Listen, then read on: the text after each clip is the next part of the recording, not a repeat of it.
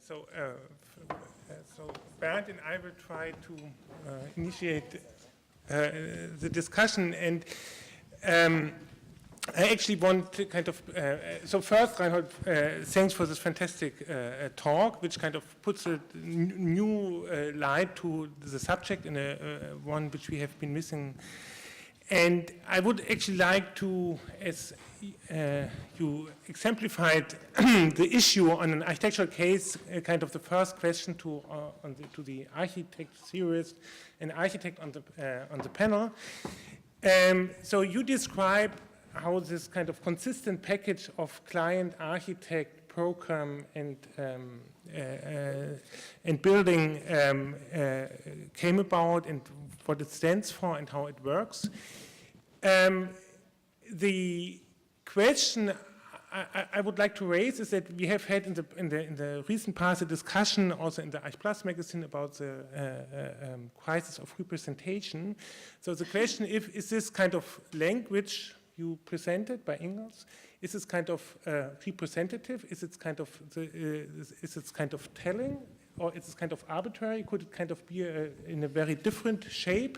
So does form, does shape has a real meaning still today? You described this as such in this case, but there have been since, also with David Harvey and others, since the 1970s, doubts if we really kind of, the things we see, the designs we made are really representing what is in place. And so, Karin, maybe you want to have a start.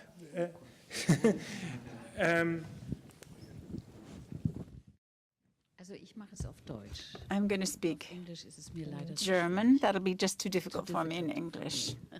Thank you. Ob man das noch sehen kann. Whether or not we can still see these things. I think that's what I'm taking away from your question. I think the answer has to be yes. Last year, I went there, and I had a very strange experience there. On the one hand, I had a sense of being kept away from everything, because there are lots of construction sites and lots of fences there. And then on the other hand, there are these towers that were being built or had already been built that seemed to have come there from another world. As if you had nothing to do with them, though. It was like cinema. Was ich aber an dem Vortrag eben wichtig finde, but what I think was particularly important in the talk we just heard, and I must say I really, really enjoyed it, so thank you very much for that, is the fact that we have to be aware of the fact that these constructions that we buy into by talking about, you know, Omar, Remkolas, and others as architects and their architecture, that we are part of the system. It's not just the architects that are part of this system, but we are as well. We participate in these systems. And something that I've really missed in recent years, even in the sort of critical circles of architects I know, or people who, you know, write magazines and things like this about that, is this, you know, creating a distance to what's actually happening there. My impression is that the system in which architecture, in the sense that you've just described it as, is created, is one in which we participate. So essentially, it means that we may have our critical competence, but we haven't used it properly. Or where we have used it properly, it's not really being heard. And the question that arises for me, having gone through the last 2 days here, how can we understand and see through these systems? I mean, I think that sort of the theories are accessible, the critical dimension is accessible, and all of the theoreticians we've referred to in the last 2 years are here among us, as it were. I mean, we've got Foucault, Derrida perhaps less, I don't think actually. We talked talked about Derrida. Sind es ja immer Positionen, die wir But these are all positions that we think through, that we're aware of, that we have at the back of our minds, but they're not really arriving in reality. It's not translating somehow. And the question is, why not? That's a question I'd like to pursue in this talk here.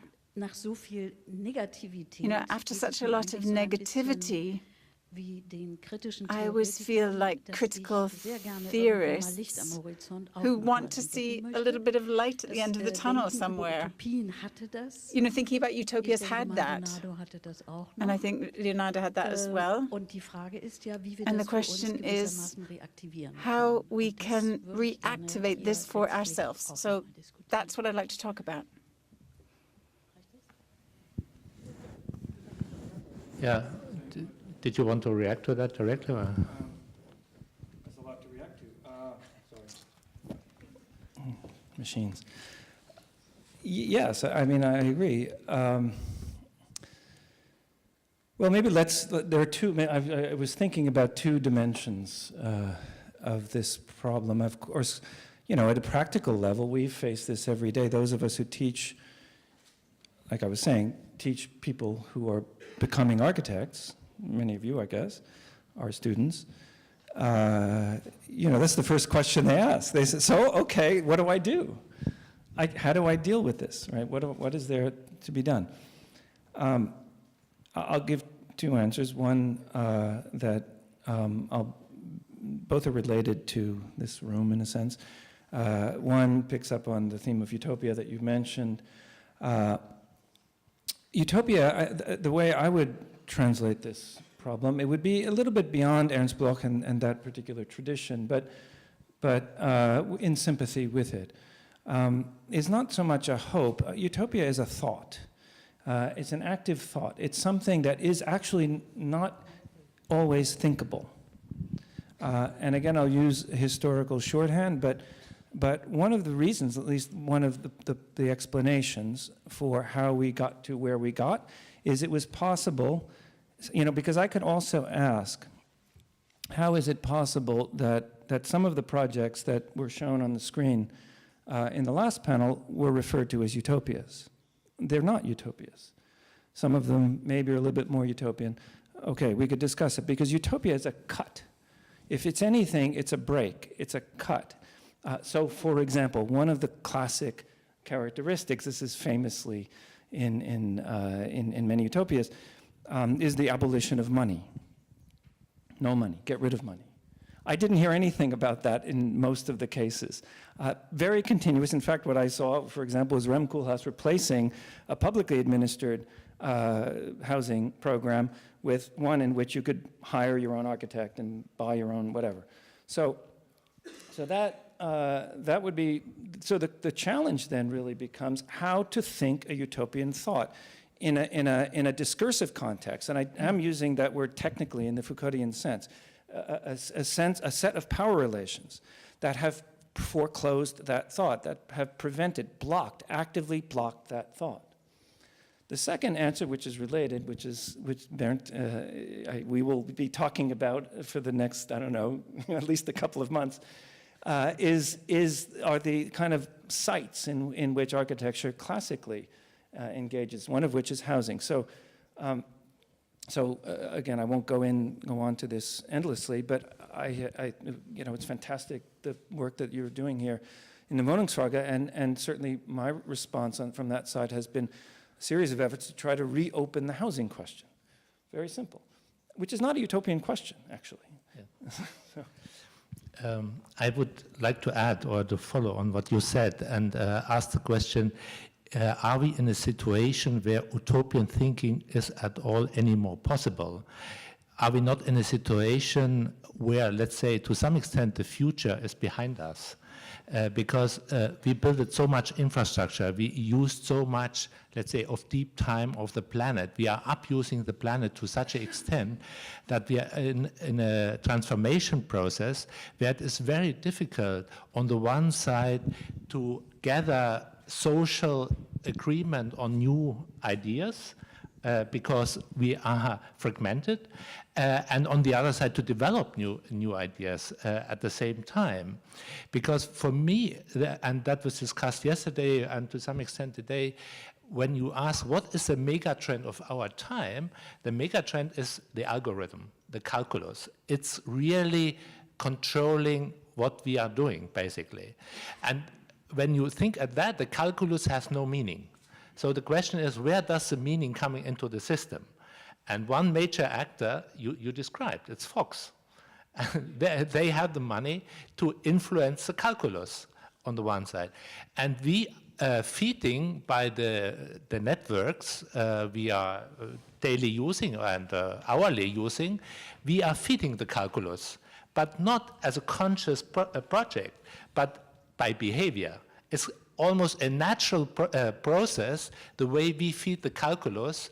So one could take the thesis that the design of society at the moment, part of it, or at the basis of it, is a natural process of human behavior. Ich spreche vielleicht auch auf Deutsch, fällt mir ein bisschen leichter, wenn es in Ordnung ist. You know, I think I'll actually speak German to you as well. That'll be a little bit easier for me. And I'd like to respond to the question of where utopias have gone to. Perhaps we need to bear in mind that since the whole concept first came up from Thomas More, the utopian novels in the 17th and 18th century, it was always about the fact that there were still blank spaces on the map. So utopia was this space, this place, where somewhere in the topography of the world they might actually exist. As soon as all of these blank spaces on the map were filled up, then there could no longer be a utopia on the planet topographically, and then everybody went with their thoughts to space. You know, if you think about the second half of the last century, there was this whole, you know, going to the moon, going to Mars. This is where our utopia went, and even this we seem to have run out of. And you could ask in literary aesthetics terms the question of whether or not science fiction hasn't been replaced by fantasy.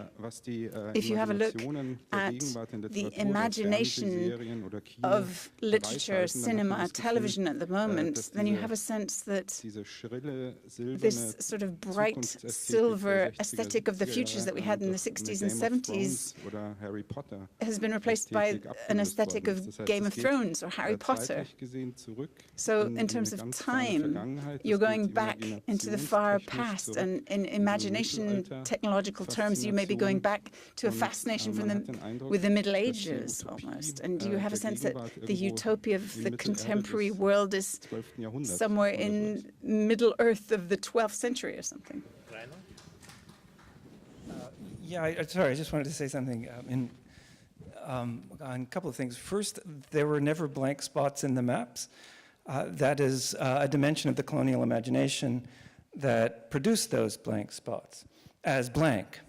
I can recommend, for example, my friend Bernard Siegert's work on maps and grids in his book on cultural techniques, since we're in Berlin. Yeah.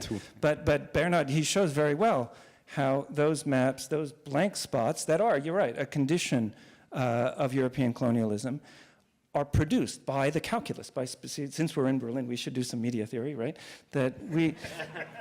It's by the apparatus, let's say, of cartography and using with the help of some very specific techniques. But yes, it's true, and it does tend to go, you know, kind of to Mars and whatever. And I agree with you for sure about the fantasy replacing reality, certainly at the level of children's books in English. And not replacing reality, but that's what science fiction is. That was my next point, last point, is that I can recommend, just to recommend a couple of books, maybe you know, but they don't, maybe. There's an author called Kim Stanley Robinson who wrote something called the Mars Trilogy. It's a very famous series in relatively recent science fiction. He was a student of Frederick Jameson's, so he's a theorist, kind of. He studied critical theory, and he writes, having read many of the authors we've been talking about, in response to the problem that we're articulating. And it's about, essentially, Mars colonization, but when you read the book, you will, or a series, a lot of books, they're long, but if you read them, you will realize very quickly that they're not about Mars, they're about Earth. and that's the other dimension of Jameson emphasizes this quite emphatically, and it helps us, I think, make some sense of this problem of utopia, the reflexivity of this kind of thought. So, it's not about going to Mars, but whether we can found a perfect society on Mars. It's about what happens when you imagine that. Maybe to come back to the utopia question and the question about critical and approach to architecture, I think the Mars trilogy, or likely, is interesting for us because we like to imagine it. It's very nice to read, and it's nice to read because it's radical and it's sort of all-encompassing. And that's what I try to put in my title. It's one of the draws of utopia, or why utopia draws designers, is that you can do a total design on your blank spot in the mind. Of course, you're reflecting the here and now. So, to be a bit provocative, utopia is the natural playground for designers. They can really draw it out and show it, and then even make nice plans without all the clients and all the reality stuff. But we're using utopia in two senses here in this discussion. One sense is as the eternal promise, as a quasi-religious promise for the other life, which we will reach because we will, in the end, as the millennial utopia, have all the difficult times today because we get the promise of tomorrow. And that's the political function of utopia. And that has been used, but more often misused also, for power struggles. So that utopia is a very dangerous tool also, and has been used. I mean, we're sitting in Berlin. I don't have to go into detail. So that's why I'm always a bit find it strange that we say we don't have utopias anymore. I think everybody has the possibilities to think about the other. Now, as a practicing architect and urban designer, and also as a scholar, I always wonder how far do I have to go? So what's my ambition? And the total design of utopia is, of course, the total fulfillment of all that I want. I can draw it out. But then, to give you an example, when a friend of mine made a very small renovation of an apartment house in Zurich, and he convinced his client not to do homestays for business people, but to make 5 family apartments for a cheap rent, because he didn't renovate, no second bathroom, no fancy stuff, cheap, so he could rent it out.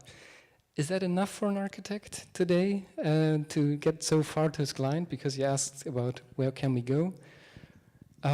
We did an urban design and proposed to keep an industrial building, which was to be torn down. And we said, well, it's good enough to keep, and you can make experimental housing it. And the result is now that there's a new housing corporation was founded exactly to do that project, because we proposed it by design. But that's far away from the scale that we are discussing about. And that's why I also put the scaled maps in the end. What's our ambition, and are we playing with fire also to redesign everything? Isn't that the old wish of to tear it all down and have the new society again? And we know where that leads to also.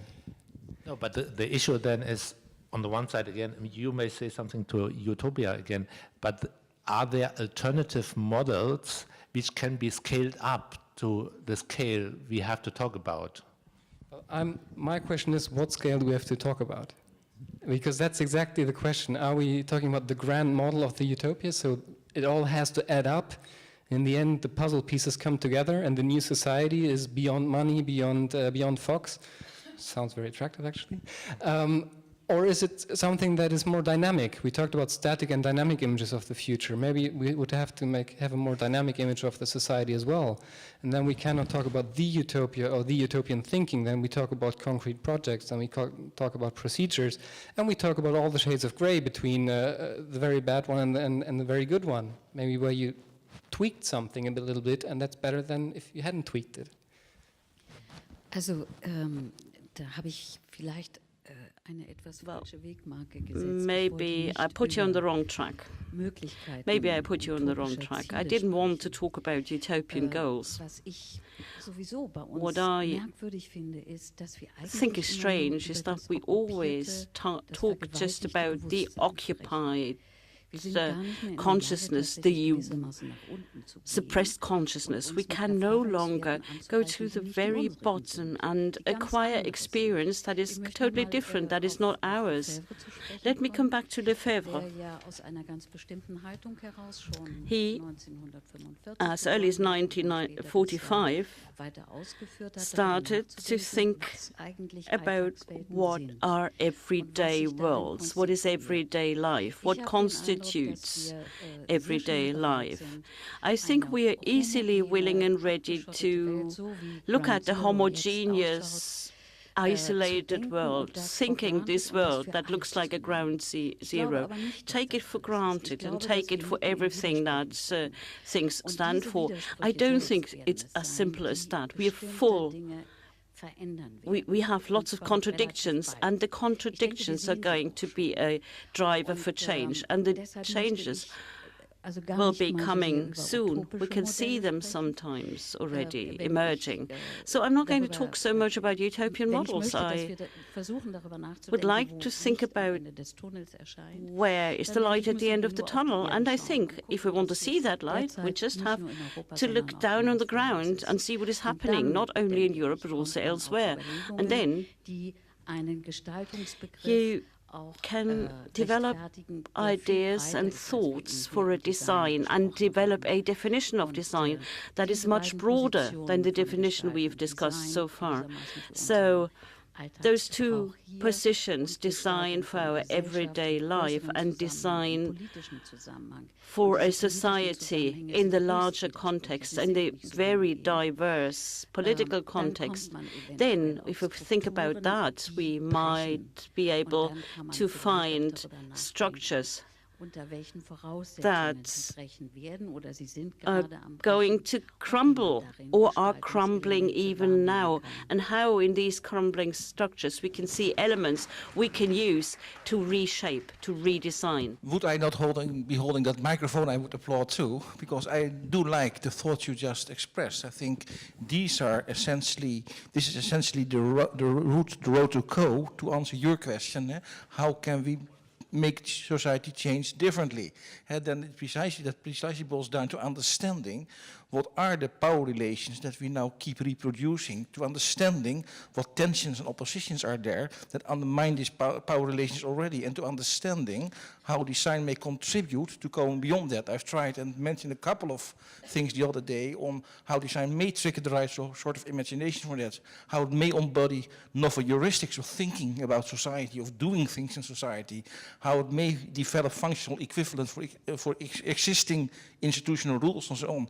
So I think this indeed are the good questions, and maybe, if I may say so as an outsider, the designer's profession should develop some real thinking, some real curricula on precisely going for that, either by itself and using its professionality and developing it further into that direction, and also in seeking cooperation with those in our society who have some competence in answering that sort of questions.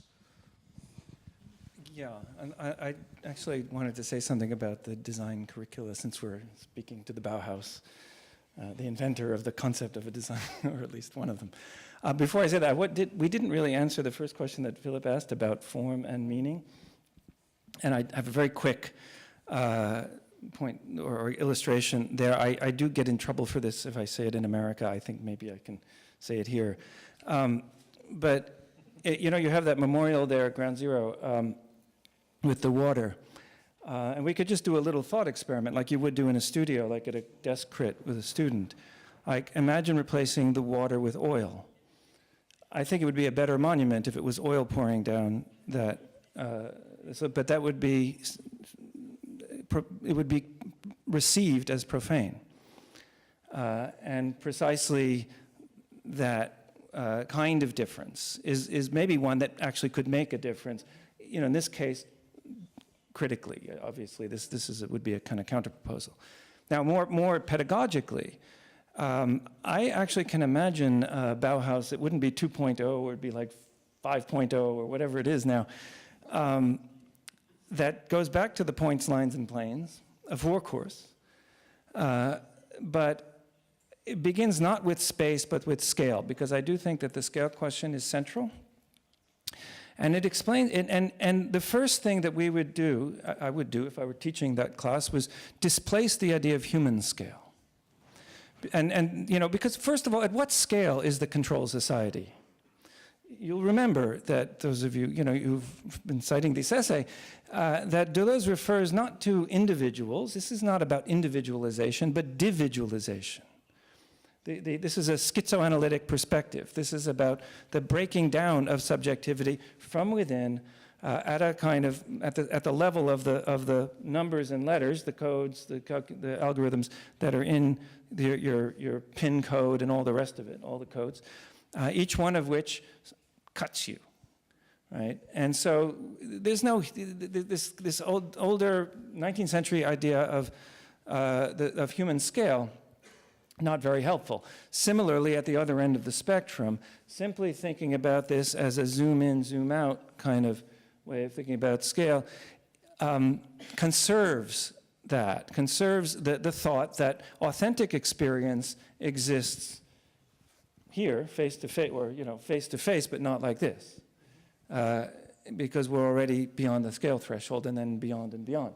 So, to think globally is not to think abstractly necessary, it's to think concretely with different instruments and precisely. So with the kind of precision that the Bauhaus forecourse did train its students in. It'd be very interesting to try to think about how actually to transform what is essentially a kind of 19th century humanist notion of scale into something more adequate to the current situation that you were describing. Related to the scale question is also the question sometimes asked in the last days, but never really answered. What society are we talking about? And it was mentioned that Facebook, for example, has about 900 million members, but what that excludes are 7 billion people who are not on Facebook. And the question is, how do these 7 billion relate to our debate?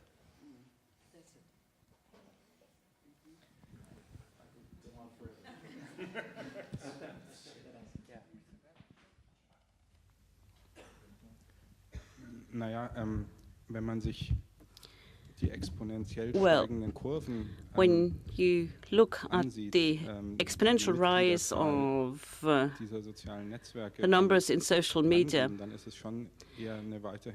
it's an increasing, it's a success story that is here to stay. 1 billion people are already members of the social media and 6 billion are not, but a couple of 5 years ago there were just a few people there. So it's maybe the wrong moment in time to talk about those who are not in the social media and those who are. And the question, how about those who are not on the social media, and what does it mean for the topography? Those who are not linked up to the electronic networks. This is something I cannot really answer. Or do you have an answer? I would like to continue on the issue of scale and to combine it with your initial question on form. I'm a trained architect and practicing architect in urban design. The question is, can you change something with design? Yes, of course. You can make places accessible. You can have people rather meet or not meet, see or not see. I can answer this question very well on the scale of architecture and probably also on the scale of Facebook interface, which makes it easy for 900 million people to use it. So there must be some design in it that enables and disables certain function as well, of course. It's always a selective. My question, what I want to put forward with the scale question connected to utopian thinking is utopia is the largest imaginable scale of design. And my question is, how big are we allowed to design things, settings, structure for society? So where is the moment where a design or designers start to have so much power to the design that it becomes politically questionable. And I think that is a question of scale. So Reinhold Martin showed the Fox Tower. And if I understood you right, it's probably the biggest designer of society in the US, in a sense. So what's the answer? Do you have to build another tower next to it, which is bigger, and which is the Foucault Tower, and then it makes things good? Or do we have to answer on a different scale? And that's my question. And I think that's very connected to Bauhaus, because Bauhaus connected these different scales. There was, of course, a small scale, which is still in use, and there was this huge scale which is still ambivalent in its results. That's why probably studies on Hannes Meyer are very relevant for us today. No, I'm very thankful to Reinhold for his point with the different scales, and I was a little bit skeptical about Karin's point with kind of getting down to the ground. It's a kind of exclusive, if it was, maybe I misunderstood it, as an exclusive idea. The problem you raise, Christian, is the question also what we understand as design. We have in the exhibition, just to give a very simple example, we showed the Greenpeace action. And Greenpeace is a way of, I would say, it's a design action. What they make is kind of generating media images to point out certain issues, yeah? And so I would say that would be a pretty good example for what you say, kind of on a large scale, kind of become concrete, yeah? So I think it's not, of course, not every design question is a question of architecture and urbanism, and not every design question is to kind of, to structure it or to make a solution. Also just kind of to dramatize a situation, to kind of articulate something which was not seen before, as you know, with the example of Greenpeace, is something, a mode of action which is design action. And I think that is a difficulty, and I think we have in many design practices, there is now kind of this embracing of the small scale and so on. And I think that is also a dangerous trap. And I think that we have, of course, we have to know that we cannot speak so naively about the large scale as it was done in the classical avant-garde. But of course, we cannot skip the global scale. We have to engage also in this global scale. The question is what means and with what kind of ideas, with what intentions. But I think we cannot just kind of just take care for the small, because then we don't make our hands dirty and we can still kind of be sensitive and reflective and so on. Dazu passt, dass, Entschuldigung, dass ich mich gefragt habe bei dem Motto der Tagung, Can Design Change Society? Heard the title of this conference, Can Design Change Society? It implies that there are still areas in society that are far away from design, and these areas where we as designers have no access, they are all the influences that shape society, and we as design or as designers are just on top of all the other areas influencing society. I think this is true. It is not true no longer in the 21st century. All these areas that did not include design have vanished. Look at politics, the dictatorship of marketing. There's no single area, be it in business, in ecology, in politics, that is far away from design. And so I think we have to tell the story in a different light. We do not have to ask ourselves, is there legitimacy for design to influence and shape something and give an impetus to society? We should rather ask the question, are there any forces that shape society outside design?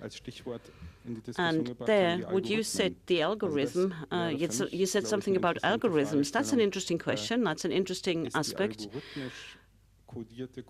Is an algorithmically coded society a design?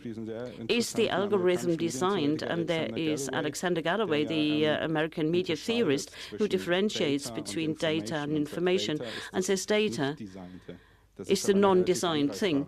But that's a decision you need not necessarily agree with. So the question or the motto of our conference, Can Design Change Society, implies that they are non-design areas, and I don't believe that is true.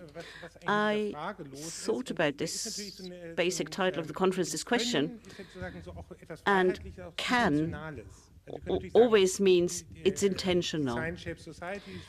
Can design shape or change societies? You can say forget about it. But when we ask the question of a desire, of a will is included, and here I come back to algorithms, can such an intentionality really exist? Intentionality does exist. This voluntary aspect exists in an Islamic State, although in a negative way. The Islamic State uses the algorithm, uses pop language, pop culture, but communicates totally different contents. Transports, communicates contents that are not in line with the ancient cultures there.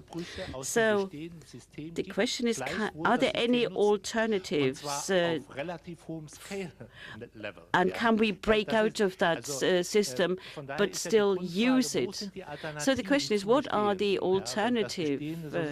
If the things that do exist is so much entrapped by algorithms because of the feedback loops that it's very difficult to get out.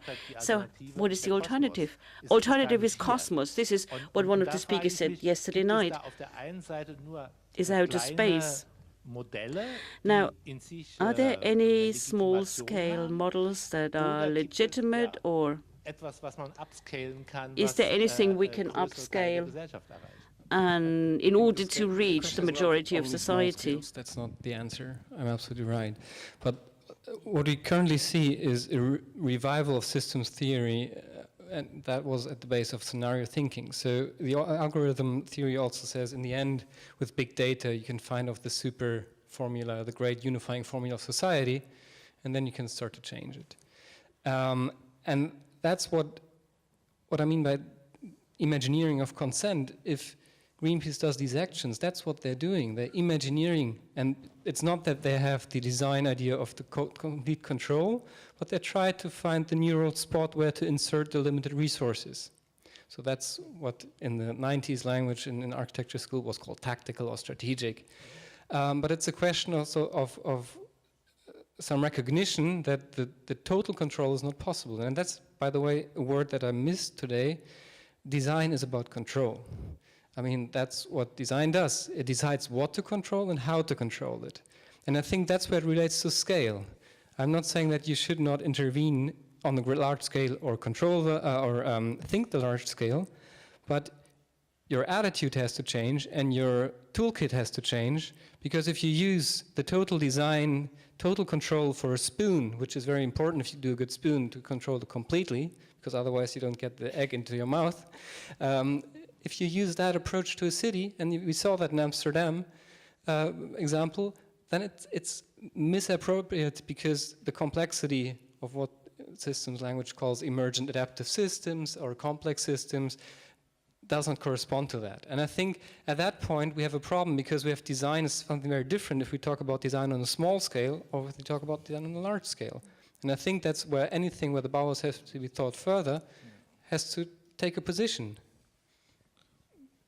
There are many answers to the question what is to be done, but among them is simply open the borders. So that's one answer. One thing that actually can be done is that borders can be opened now. And I'm saying that to the Americans as well as to the Europeans. And it's a practical, direct response, in this case at a relatively large scale, the scale of generally nation states. Because after all, if you ask, again, I speak with Bernard Ziegert, what is design? It's a line. It's the act of drawing a line. And amongst our most powerful lines, in all senses of the term power, Macht, is the border. And there are plenty of examples of very large-scale interventions, border interventions, not only the closing, I mean, extraordinary closing of Europe's borders in this past week. The Hungarian border is this week what it wasn't last week, which is, if you think about that historically, is extraordinary. So there are the American presidential debate, such as it is, because if you pay attention, it's not much of a debate, is about closing the border. a good part of literally building walls, building gigantic walls. There is a wall, you know, between Eyal Weizmann has showed very well with Bauhaus-like precision how that wall between Israel and Palestine was designed, and was designed collectively in a political process. And put up in you know, he uses the tools of architecture to show this. So there are many, many ways in which we can think, you know, in this case with the Bauhaus, with points, really points, lines, and planes, and about how design, the drawing of a line, you know, produces worlds. And this is basically answer to your bigger question of what about the majority of the world's population? Well, structurally, by definition, there is a line. There are, in fact, many lines. And by design, they are outside. In order for us to be sitting here doing what we're doing, there must be millions more outside. That's how the current system works. So that's why opening the borders causes such angst, because everybody knows internally, intuitively, that it's not as simple as structurally as one move.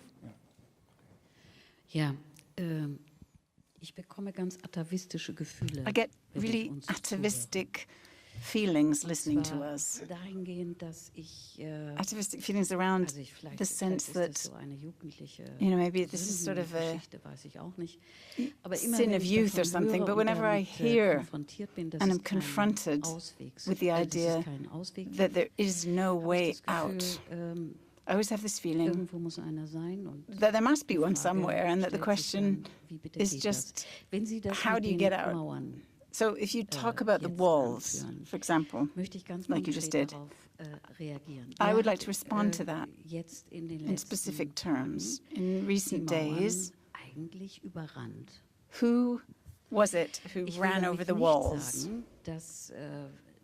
Now, I'm not trying to say that the whole policy of closed borders, fortress Europe, and elsewhere you find it as well, but quite radically and increasingly here, that of course it exists. I know it exists. I'm not saying it doesn't exist, but the question is, what contradictions are conceived here through these things? What's actually going on there? And I have this really strange feeling that I think that as long as I am able to think a situation like resistance, and I haven't completely forgotten that resistance exists, I may not believe in utopian models, but I do believe that it can't be so homogenized, the path, a one way. It cannot be just violent and power-oriented. I can't believe it. You know, maybe that's utopian as a thought, and I should perhaps go away and apply critical theory to it, since we've got some, and perhaps I should just get rid of it. I mean, Bloch didn't actually get a very good write-up in this context of Adorno, if you think maybe that is why. But whatever the ending of the whole algorithm thing is, and I don't understand it well enough to be able to predict it, but whatever the ending ends up being, there's something left over that doesn't have any access to it at all. And whether we're talking about Facebook, was it Facebook we were talking about? 6 million or something? 900,000? Or is it billions? I can't remember. But anyway, the point is, lots, yes, exactly, lots, precisely. Whether these processes will just continue. I mean, it reminds me of how modernity thought about the future. Technologies will develop without resistance from here to the end. You know, and the very fact that we're thinking about this suggests that, you know, something's brewing, seriously brewing, and the question is, what's going to happen? Are we going to end up with new fascism in certain societies? We cannot exclude that. However, something is definitely happening.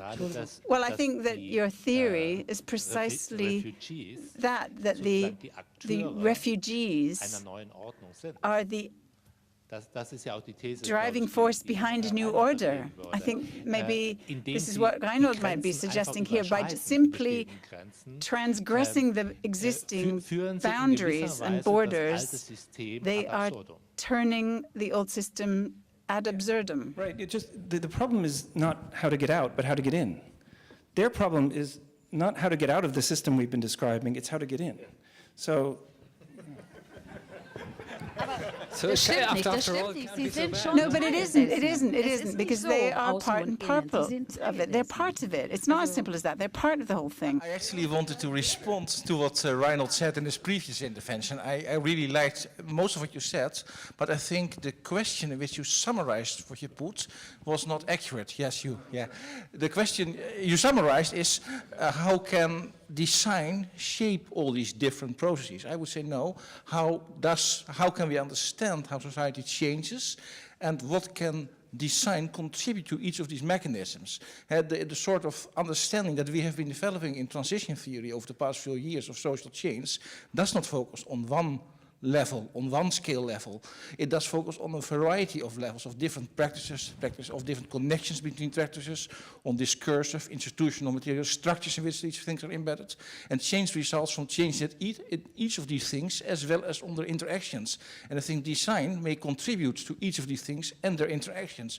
And that should be the question, how design can learn itself to do that even better than it already is doing, so to say. I think that should be the question guiding the discussion here. And then my second remark would be, also picking up another thread in discussion, yes, we do always have unexpected effects. Always things turn out differently than we anticipate. Cities are more complex than we think.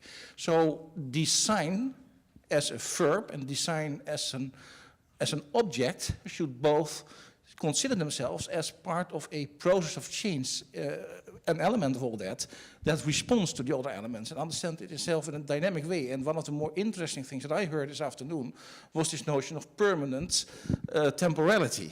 Further understanding how that might be a heuristic for the design profession would also be something that might really help to address the very good question you have been mentioning in your talk. I'm very happy about that intervention, because I felt a little lonely because maybe I'm not a dialectic thinker and I don't feel so at home in all the doom. Maybe it's a very German way of thinking of the world. It's all going down and then there's the resistance. But sorry, I'm not outside. I'm part of it, and I think that's exactly what you're saying.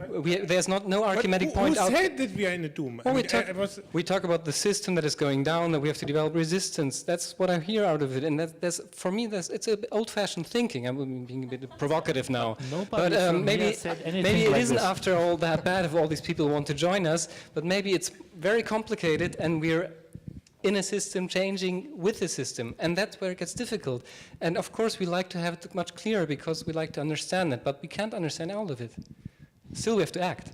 Before we get self-referential here, we open to the audience. Are there any questions, comments? Haben wir ein Mikrofon hier? Have we got a mic over here?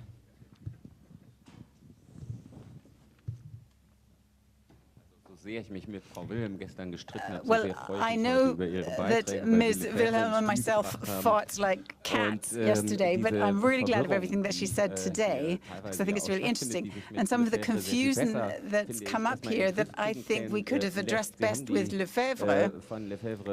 And indeed, you talked about the everyday life that Lefebvre talks about, and the example of this order being run down globally, or it's at least being, the doors are being shaken and knocked out, and the major political questions that seem to be impossible are starting to be triggered, and you can't stop this by sticking a fence up.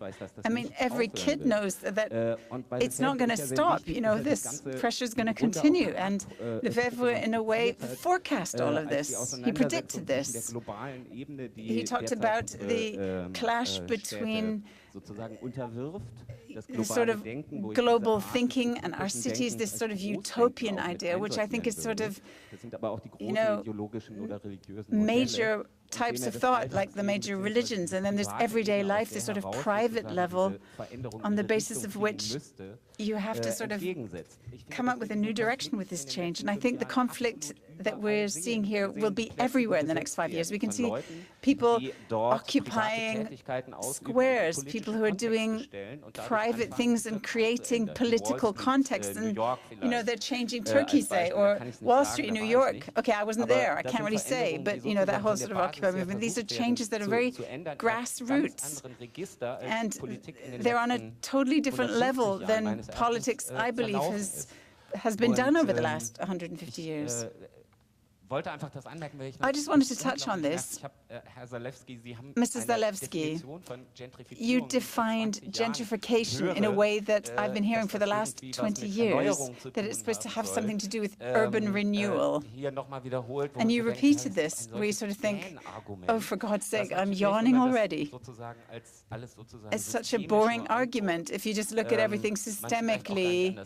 And maybe you can't see it any other way if you don't have these problems, but I have to say that one of the crucial questions is one of the ones that Mr. Scherer asked as well. You know, the self-organizing forces that we have in Germany that are organizing in German train stations that are shaping, you know, our lives. And the question is, these are people who could be architects in the next 2 or 3 years. And maybe architects are going to have to deal with the question of how are we going to solve this? We're going to have to build more and build differently than we've built. Not this whole investor rubbish that we've been building. There's going to be a whole different load of contracts that we're going to get. And, you know, you're developing agendas here. I think it's very important that this issue was referred to and putting it on this emancipatory track and not just being implicated and stuck in the system. We are just collecting questions or comments, and then we have a reaction of the...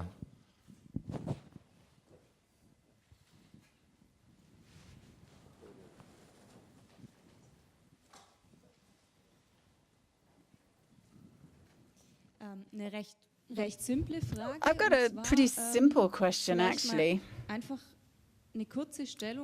But maybe you could just say something about the two questions asked in the program about exactly these things. On the one hand, does design have socially emancipatory potential, or is it self-reflectively autonomous?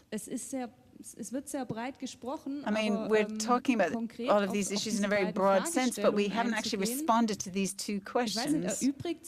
Or have they been answered already, or do they answer themselves? I'd be interested in hearing something on that.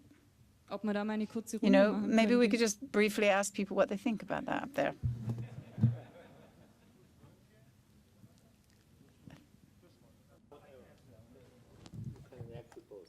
Yeah, to both, of course.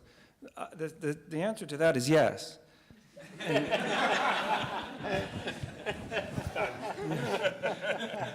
I will briefly try to explain. Right. But which is also an answer to the question of, yeah, we can go, of Lefebvre. Because Lefebvre, I mean, you know, how could we not respect Lefebvre in the context that we're here discussing? But at the same time, Lefebvre had, I mean, since we're in effect at the Bauhaus, it is important to note that Lefebvre had a very different notion of art than that was practiced and developed over the at least 50 years of Bauhaus pedagogy. And sometimes the notion of art that is associated with, you know, let's say the Four Course or the painters that work there and so on, is described as autonomous art, is art, you know, art for art's sake or separate from society. But I'm getting to Adorno, don't worry. Lefebvre, the simple answer is that Lefebvre should have read more Adorno on this, because he did, I know, but he should have read it more respectfully, because his notion of art, you know, is basically pre-modern unreflexive, that the city is an œuvre, a work of art. We could do the seminar, and it is produced, as it were, organically, out of, as it were, unalienated beings. And that move, which you have it across critical theory in different forms also. But that was a move that Adorno, to his credit, always refused.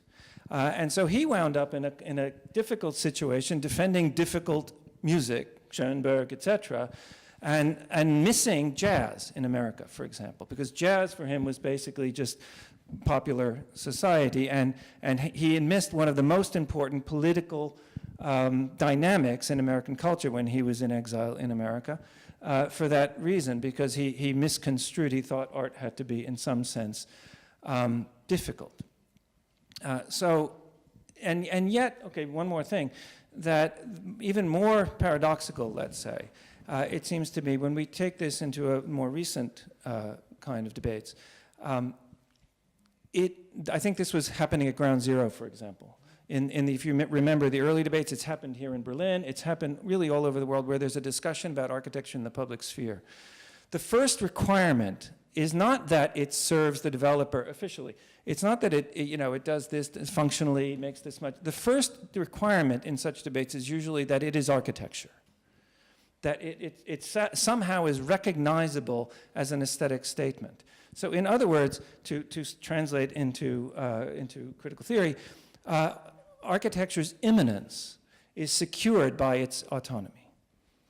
In other words, in order to be part of the society, there needs to be the possibility of naming something as a work of art. It's not what keeps it away from society, it's what puts it in society. And you just need to walk into any museum and you'll find this affirmed. So. Vielleicht diesen Aufruf kurz ernst zu nehmen. Just to take what you said seriously. Diese Frage, inwiefern this question prägt Gestaltung das in how far Ich habe immer den does Eindruck, design dass shape the social sphere? My impression Moment always kann man is das that, sehen, dass auf allen U-Bahn-Stationen, for instance, Busstationen in den at letzten bus Jahren, stops die and glatten underground Flächen, auf denen stations, the Obdachlose zum smooth Beispiel schlafen areas that were können, used by ersetzt worden homeless sind in den people to sleep Wartehäuschen on durch were einzelne replaced. Sitze Now you have mit, individual mit seats in schachligen, the waiting rooms that are not very Lehnen in der comfortable Mitte, to ja. lie on, Das heißt, auf der with einen some Seite hat man armrests einfach eine at the sides. Designveränderung, So it's a aber auf change of am design. zweiten Blick, ist But damit impliziert when you look at it eine a bit sehr more weitreichende closer, it soziale implies Veränderung, a nämlich, dass far-reaching diese Sitze social nur noch change. für, Those seats are no longer vorübergehende Wartezwecke da sind und man sich used dann for nicht mehr longer periods ausbreiten of kann, time. was You sozusagen cannot eine just bestimmte lie down there. Klientel You can just sit weghält, down and was die wait for a certain time. Fluktuation der So Menschen design aufrechterhält, keeps was eine bestimmte a sozial certain group of ausgegrenzte people Gruppe away, an diesen Orten verteilt. marginalizes Und ich glaube, and alles, worüber this wir hier sprechen, social group. So everything we're zieht talking genau, about diese sozusagen sehr has this konzentrierte, very focused dimension as dieses well. konzentrierte Verhältnis von This Design und concentrated Sozial, relationship between ist design große and the social und versucht, das zu sphere exists analysieren. not Das nur just als on Antwort auf Ihre the Frage. small scale everyday life, but also on the bigger scale. So we'll have a last round of questions. Yeah, I was thinking, I have the feeling that we as sitting here, design community, are maybe a little bit too afraid of having power, because I think we have no power at all at the moment, and maybe that's the problem. The last 2 days proved the power of the market and the power of the marketing departments, and not of the design community. So even the last example you gave, you proved to me that Bjarke Ingels have no power at all. It's Fox who has the power. And it is, I think, to the design community to think about, and that's also what Groys described, not only going to the moon, but also scratching behind those systems, going to the back door, trying to find out what's going on there, and to show it, to give it form, and to make us aware. That was one thing.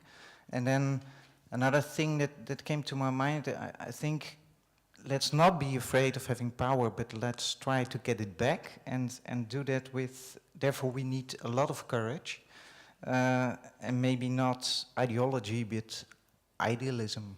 There's nothing wrong with idealism and ideals. So let's keep the ideals and some courage and maybe some trust. Darf ich da kurz anschließen? Und zwar Let me just follow up on this. I thought the presentation tonight was wonderful, but there's one story I need to tell just in order to come back to the question of access to power. It's the question of how come that Murdoch was connected to Björk Engels. The two of them had met in Davos. So for me the question is about how to make sure that designers get once again access to the power centers, to politics. Heinz Huhn this morning said something very interesting. He said that politics is very powerful. Politicians are very powerful. The moment a crisis emerges, politics take over, politicians take over. And so maybe politics is not so powerful when it comes to design, but they have power elsewhere, and this is what happened. The friendship of Björk Engels to the Crown Prince of Denmark gives him access to big parties like the one in Davos, and can get access to those in power and link up with them. And so when we talk about power and design, I think that's the wrong question. We should rather ask ourselves how, as designers, we can get access to change or agents of change. So we should come back to the political issue, because we kept forgetting that quite often during those 2 days.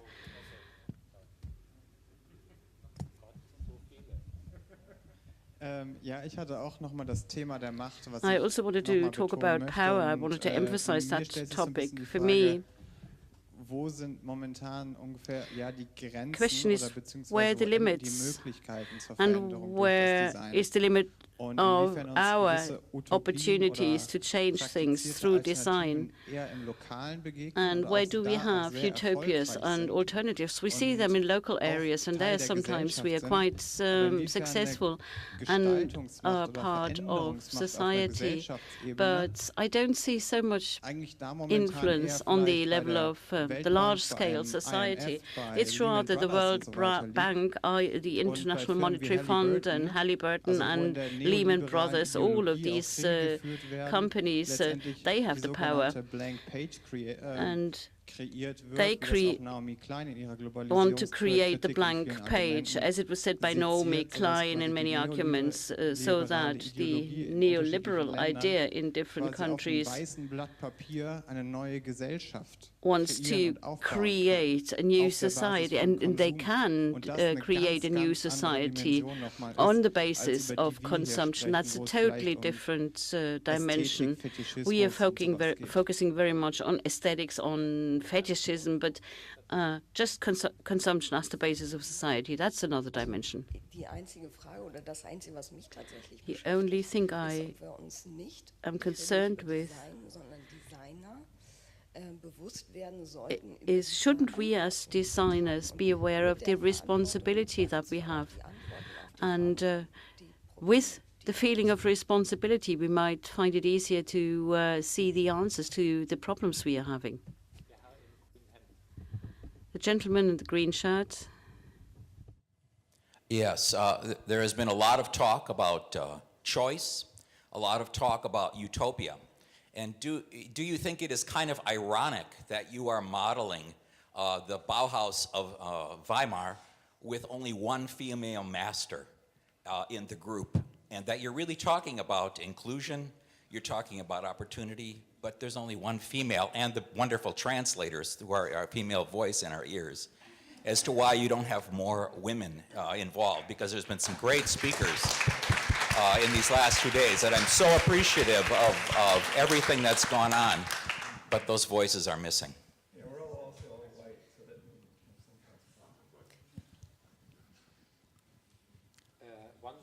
Hello.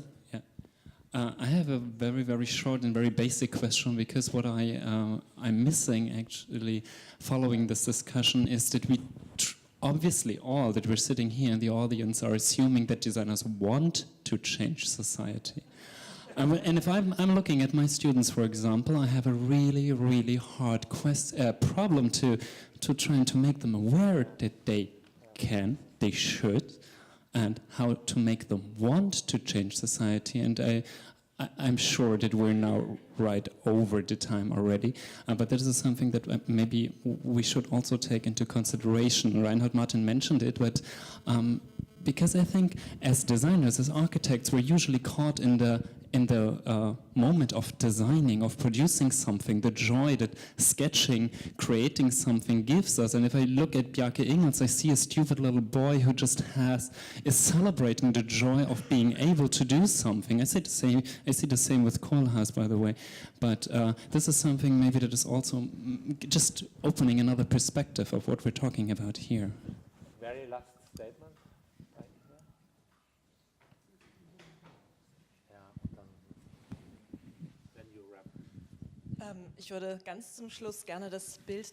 At the very end, I would like to quote Anna Singh, the anthropologist.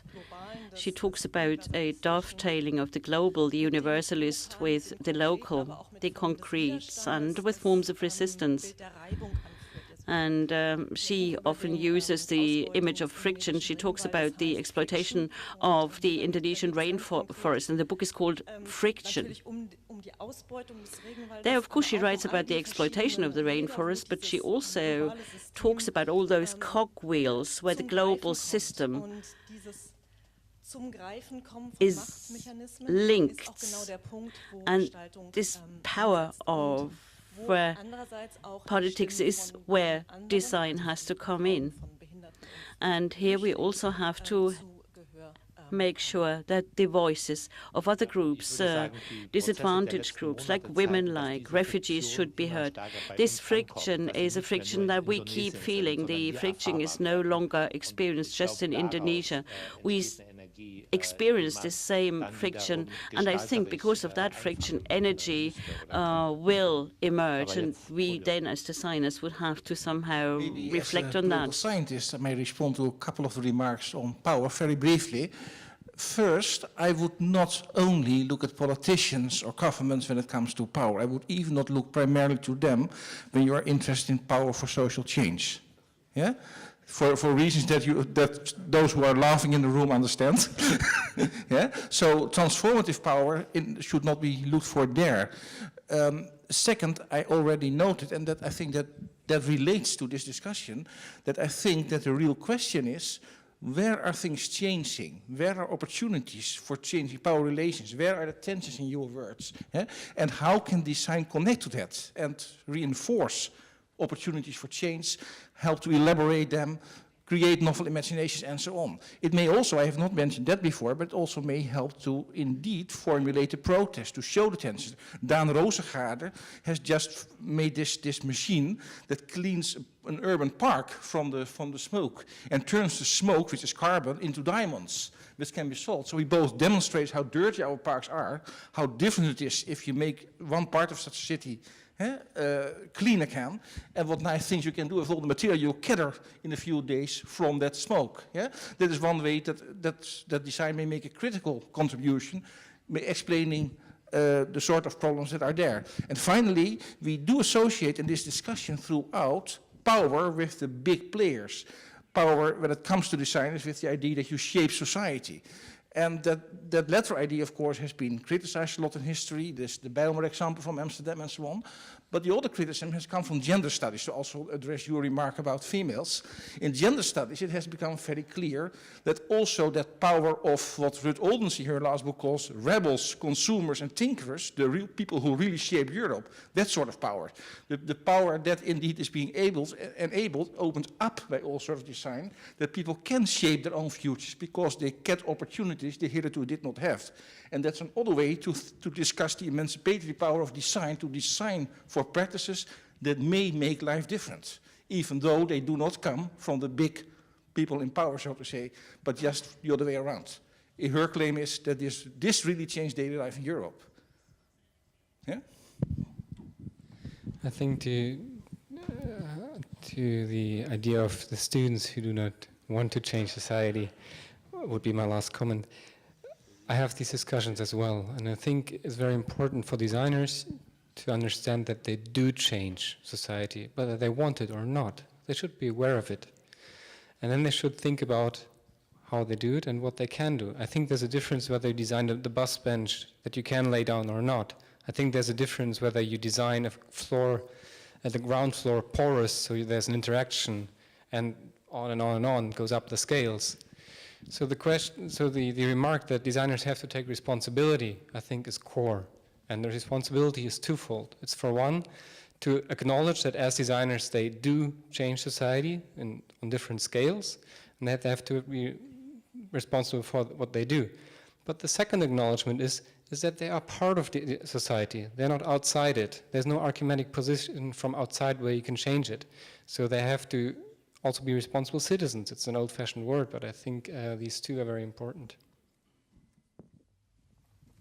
Vielleicht nur ganz kurz, weil ich glaube, viele Maybe just briefly, Fragen because I think many of the issues were centered around what can designers and architects do, how much political work can they do. Oftentimes you talked about Adorno, and Adorno's criticism of culture. He came from the outside, and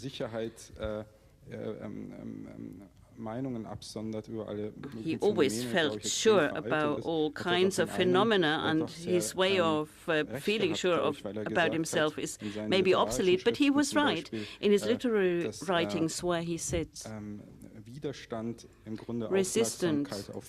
resistance is a process where you pay attention to form. And Borchert, Brecht, and he preferred reading Borchert, a revolutionary writer, he preferred them over Sartre and Brecht. So we pay attention to form, and paying attention to form is already a contribution to resistance. I'm sorry. This is hard. Okay, so power. I suppose that would be one thing to pick up on. Power is not something you have. Power is made. It's made relationally. Power, in fact, if it has an ontology, it's relational. So it really is not so helpful. Yes, strategically, yes, we can talk about having access to the corridors of power to certain powerful individuals and politicians or sovereigns and or wealthy patrons and so on. But I think it is probably more strategically, ultimately, valuable and helpful to try to think and show, which I think a number of us have tried to do, show those relations at work. So that when you see, for example, an architect executing a project for a particular client, as I tried to say, it's not about his access to that client. It is in some sense, if we're speaking pedagogically, his desire for that client, because that's what's being infantile, expressed in a sort of infantile fashion, is the desire for power. But so the first point is to be careful what you wish for, right? But beyond that, I think architects and urbanists are quite good at thinking strategically. Generally, it's part of the training, and relationally, and thinking complex relations that are nevertheless causal, right? As an historian, I must conclude with an historical point. The point is simply, how did this happen? How does it continue to happen? How does it continue to repeat? Right? And we can find many answers and many possible points of entry into that question. But that question implies a kind of agency, which is not the kind of agency that we associate with the corridors of power per se. It probably is collective. It certainly recognizes structural, not just like, yes, you're absolutely right. 5 white guys and 1 woman sitting up here on the stage talking about the world. What else is new, right? But it recognizes the gendering, the racializing, the excludings, all the exclusions that had to happen for us to make these statements is part of this complex of power that we need to learn to see. And as we are able to see it, we are also able to act on it in collaboration, perhaps together. So. Ja. Ich mache mir gleich Feinde unter Ihnen. I will now get a few new enemies. First of all, I am very grateful to you for having mentioned once again that, of course, form plays a major role.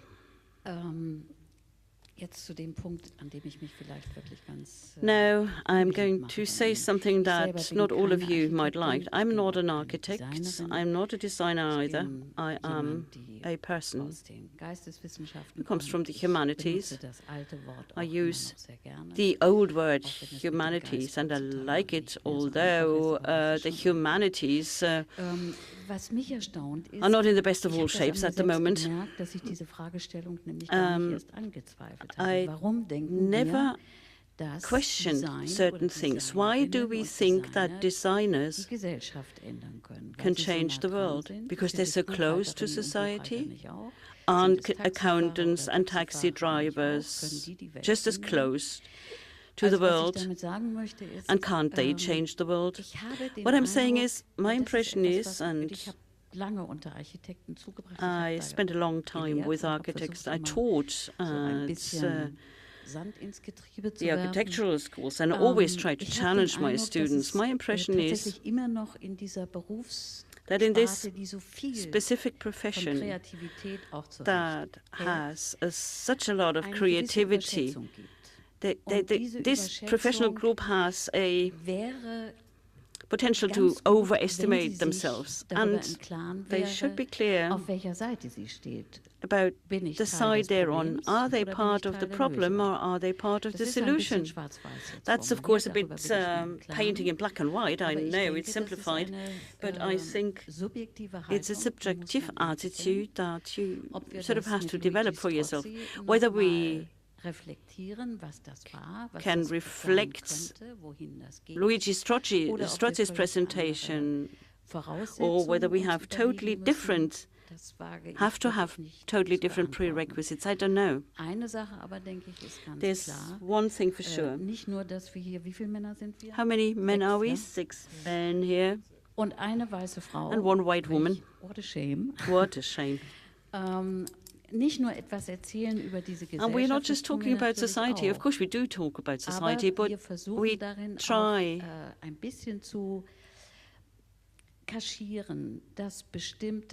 also cover certain patterns of thinking. Let me remind you of what I said yesterday when I quoted Adorno. Certain patterns of thinking are patriarchal. And what does that mean for our cultural context? That's something I don't have to explain to you.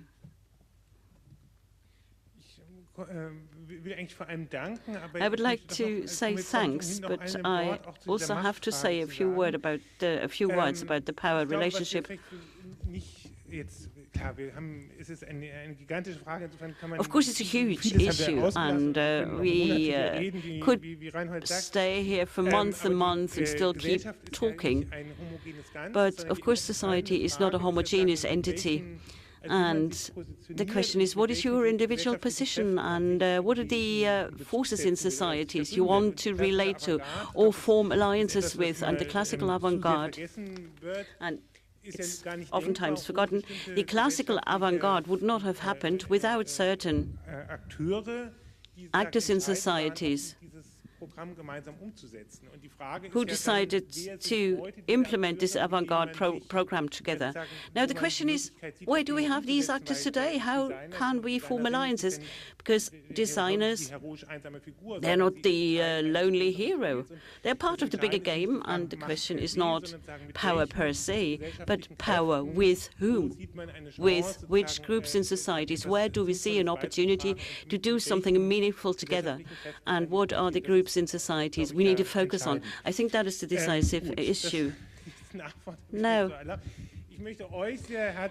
Now it's time to say thank you. I'd like to thank you for a fantastic discussion, and I also would like to thank all the speakers